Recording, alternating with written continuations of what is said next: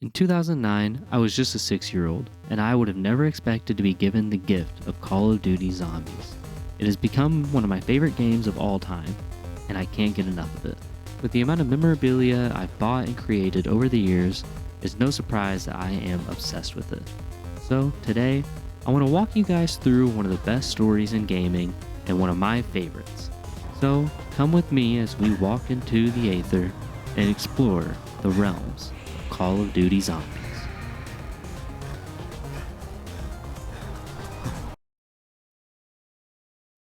To preface, I want to state that this will only be going over the information given to us from World at War to Black Ops 2, so no information added in the remasters of the maps from Black Ops 3 will be added to this video.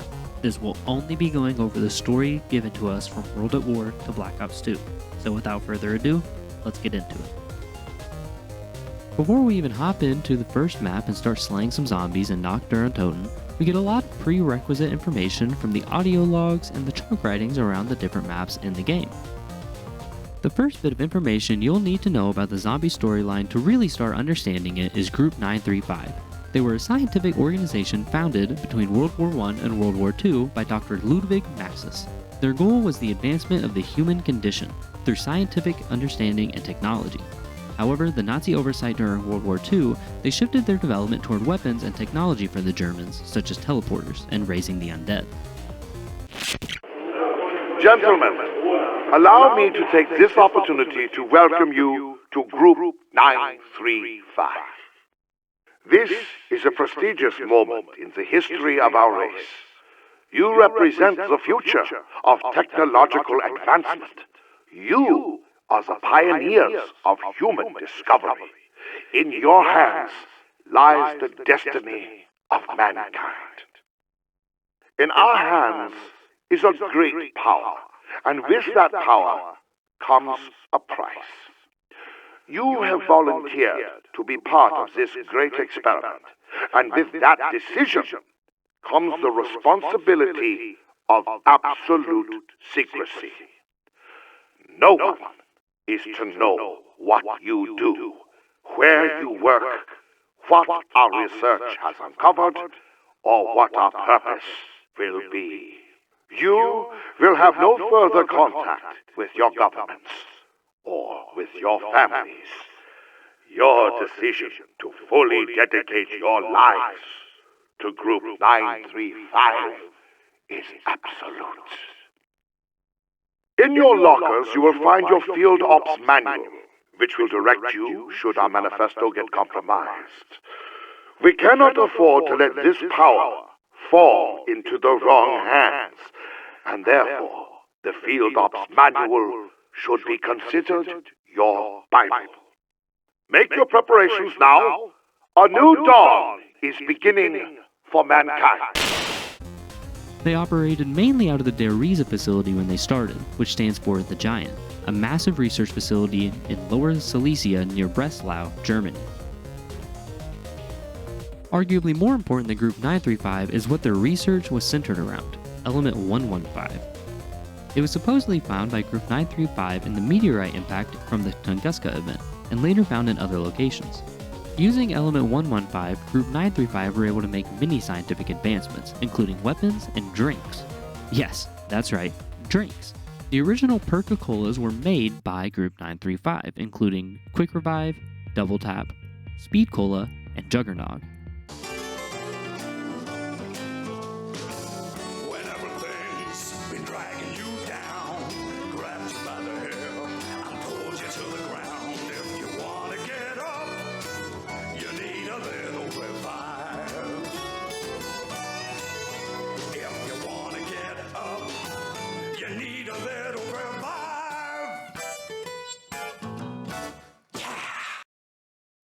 Some of the weapons created by the group included the Thunder Gun, the Ray Gun, and the Wunderwaffe DG2.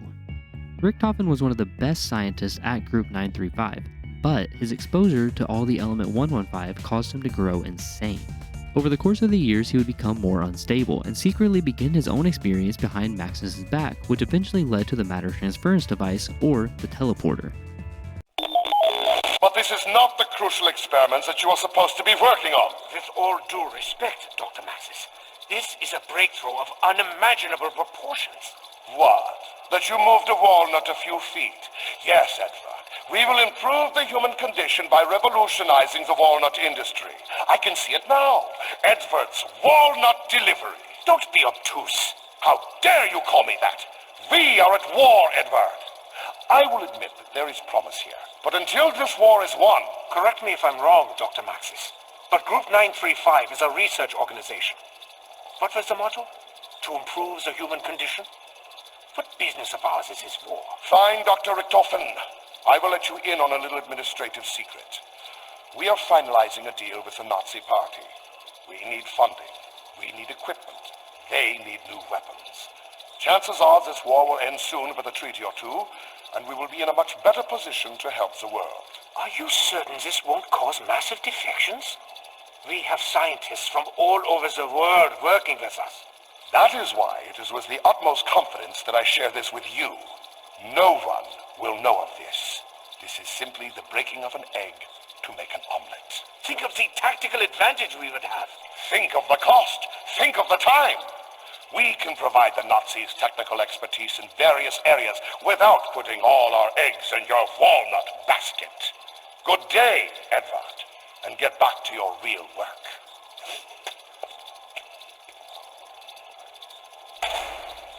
Bloody jerk. I think Dr. Maxis has lost his perspective. No matter.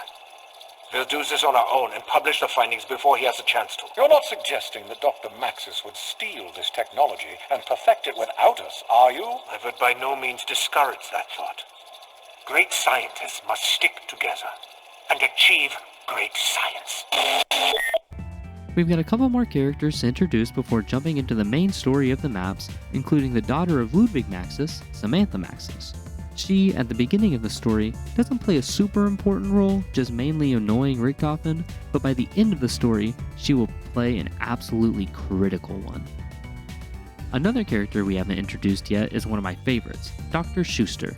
He always has very silly radios, and he was one of the main scientists to assist Richtofen in making the matter transference device. Dr. Porter is a name you may recognize when you upgrade your ray gun, as he was the man who created it. He also created a few more guns and the upgraded versions of them. I should also quickly mention Dr. Groff, as he helped Schuster and Richtofen make the matter transference device and later on their endeavors on the moon. Those are all the characters I want to go over for now, as we'll be adding in 3 more in Shi No Numa, so for now, let's quickly go over Nacht der Untoten. Set in an abandoned airfield in Germany shortly after World War II, we play as some unnamed Marines who have no relation to the story at all. The map is more of a prologue and establishes the outbreak caused by Element 115 and Group 935's experiments with it. I like to imagine that the map also implies that the undead outbreak has already spread far beyond Group 935's control. After fighting tooth and nail through the Night of the Undead, our Marines die and we are sent off to Verrückt, or the Asylum. Set in Wittenau Sanatorium in Berlin, Germany, we play as another group of unnamed Marines around the end of World War II. Now these guys do have nicknames like Gunner and Smokey, but the real one that we need to worry about is Tank. We'll learn more about him in Shi No Numa, but as for now, Tank Dempsey is the only guy introduced in this map to have anything to do with the story. Hey, player! Drop the chips and get me some ammo! The Asylum was repurposed by Group 935 to perform human experiments, along with many other experiments with Element 115 leading to the production of electric traps and perk machines. Out of all of the maps in the storyline, I believe that Verrückt has the least implication on all of the story, except for the fact that it introduced the Bercacolas and the traps. Other than that, I don't believe that Verrückt has anything too important to do with the story, so we'll be moving on to our next location with Shi No Numa.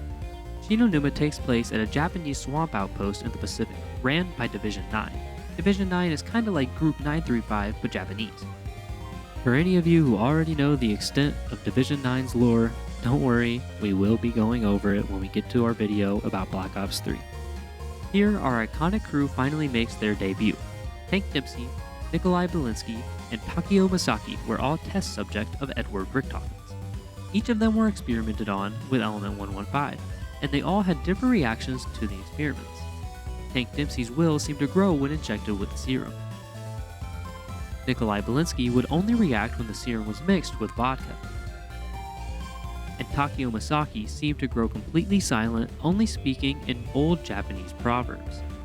Taking place again at the end of World War II, Group 935 worked with Division 9 to study Element 115, as the outpost contained meteor fragments of Element 115. We also get introduced to another minor character, being Dr. Peter McCain. We get to hang out with him in the spawn room, as he was an OSS agent who had infiltrated Group 935, but when parachuting out, he died. Now that we've met our cast and crew, let's head on over to the main research facility used by Group 935. Before we dive too deep into this section, I do want to let it be known that this is where we will be playing a lot of audio logs, as they become heavily important for the story. Group 935 made many scientific advancements here with the funding of the Nazi government, though not all of them were known by Dr. Maxis. While Maxis did know about the mass production of wonder weapons such as the DD-2, didn't know that Richtofen had begun sending scientists and supplies to the moon to begin his own research facility. Gentlemen, for 2 long years we have toiled here and at Eagle's Nest to build our fortifications. For 2 long years we have taken equipment to build up our labs. For 2 long years we have worked under Group 935, believing that Dr. Maxis truly wants to help the world. For 2 long years we've led a double life. Today, that all ends. I bring to you what this project is all about. What I have worked to keep from my enemy. What is it, Dr. Richtofen? Looks alien. It is an ancient Vril machine. And you, Dr. Groth, are now the lead scientist here at Griffin Station. You will be the one to discover how it works. We first must discover what it does. 9, Dr. Groth. I know what it does. It has a direct connection to another dimension. It is preposterous. No more preposterous than teleporting all of this gear to the moon or to building Griffin Station, is it? I suppose not. How do you know what it does? I have found many interesting Vril artifacts here. I have decoded some of their language. All signs point to this device being a stable gateway to the ether. Dr. Richtofen, I'm aware of a project being run by Dr. Maxis at Doris concerning Vril. As am I. I am going back to my post at Group 935 to continue the charade. I will be finding out just how much information Dr. Maxis has on Vril. Once the machine is operational, I will enact my plan and return. Gentlemen, let the games begin. Shh! Voices are so loud! After Richtofen gets all of the supplies he needs up to the moon, he finally enacts step 1 of his master plan. He kills Dr. Maxis. Or at least he thinks he did. Initiating test number 6. Subject is within test chamber. Activate power. Damn it, Edward! Did you set up the device correctly? Yes, Doctor. As per your specifications. If you had done it to my specifications, then it would have worked, wouldn't it? As usual, your incompetence has... What? Do you hear that, Doctor? Quiet, you fool! Test number 6 is a failure, but the experiment has caused some kind of electrical force to energize within the chamber. Well, open the door! Doctor, I don't think... Open the door, now!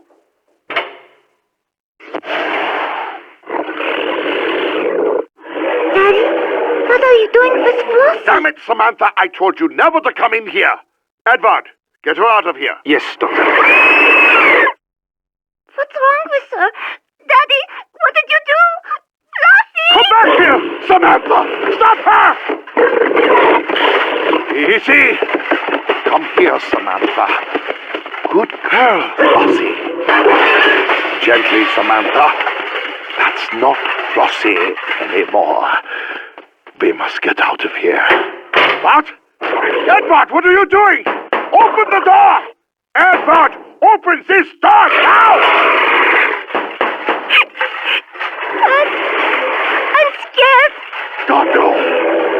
me, Samantha! Goodbye, Dr. Maxis.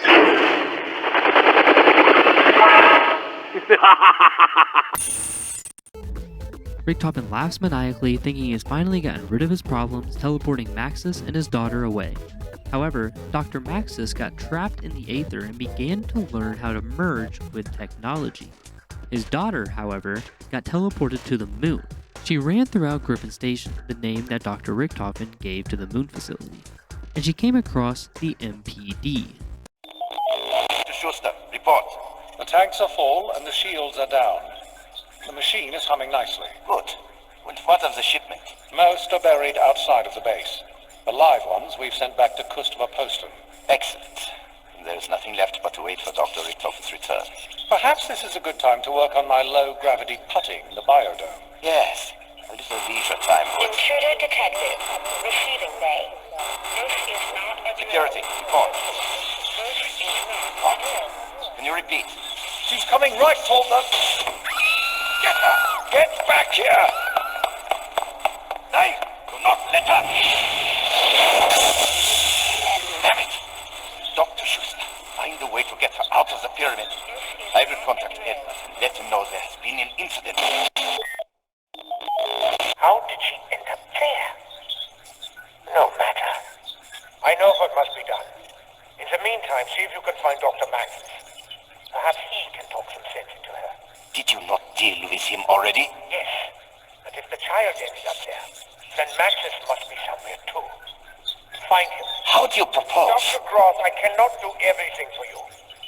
I leave this in your capable hands. There is much to be done. Yes, Doctor. Oh, and Groth, Yes. I keep an eye out for an evil-looking dog while you're at it. Now at this point in the story, we don't know what the MPD is yet, but it is some sort of magical pyramid-like device on the moon that is charged using human souls. Richtofen and the crew all gather into the teleporter to try to make their way to the Ascension facility, another Group 935 research station. But their plan is foiled when Tank Dempsey accidentally shoots the Wunderwaffe DG-2 while teleporting, overloading the teleporter and sending them to Kino der Toten. With the beginning of his plan in motion, Richtofen is filled with elation. However, this is where the storyline really starts to get a bit wonky. There's a lot of teleportations and time jumps, and we'll be going over all of that in our next video when we go over the Black Ops 1 storyline. This video is more of just a prologue for the rest of the story, as I wanted to set it up and see how this video does, as my other zombies videos didn't really do as well as my music ones. This doesn't mean I'm going to stop making music videos, I just had a bit of a busy week last week, and I really wanted to focus on some zombies this time. These early days of the zombie storyline were some of my favorites. Coming home from school and watching Mr. Raffle Waffles and Rat Austin theorize about different things in the storyline filled me with so much joy.